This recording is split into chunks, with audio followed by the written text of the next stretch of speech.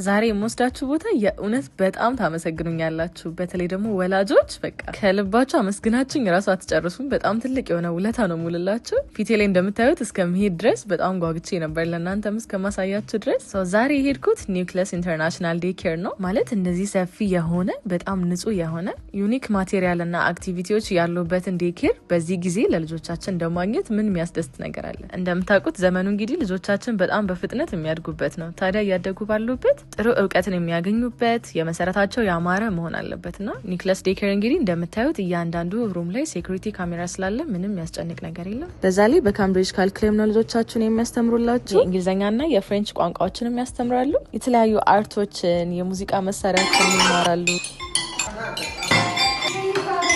ልክ ቪዲዮ ላይ እንዳያችሁት ልጆቹ ሲቀውጡት ነበረ። እንደየእድሜያቸው ደግሞ የራሳቸው ክፍል አለ የተመደበላቸው። የሚቀበሉት እድሜ ከ6 ወር እስከ 5 ዓመት ድረስ ሲሆን የስራ ሰዓታቸው ደግሞ ከጠዋት 1 ተኩል እስከ ከሰዓት 10 ተኩል ድረስ ነው። ፕላስ ደግሞ የራሳቸው የሆነ ኒውትሪሽኒስት ስለተመደበላቸው ልጆቻችሁ ምግብ እነሱ ለልጆቻችሁ እዛው እንዲሰሩም ከፈለጋችሁ ራሳችሁም ይዛችሁ የምትመጡ ከሆነ የተለያዩ ፓኬጆች አሏቸው። ደግሞ ሁሉም ሰርቲፋይድ የሆኑ ነርሶች ናቸው እዛ ያሉት ለልጆቹ። ስላሏቸው እቃ እንግዲህ ቪዲዮ ላይ እንደምታዩት ነው ያሏቸው። መተኛ ክፍሎች ብትሉ መጫወቻ ቦታዎች ብትሉ በቃ ንጽህናቸው ማቴሪያሎቹ ራሱ በጣም ኳሊቲያቸውን የጠበቁ እቃዎች ናቸው።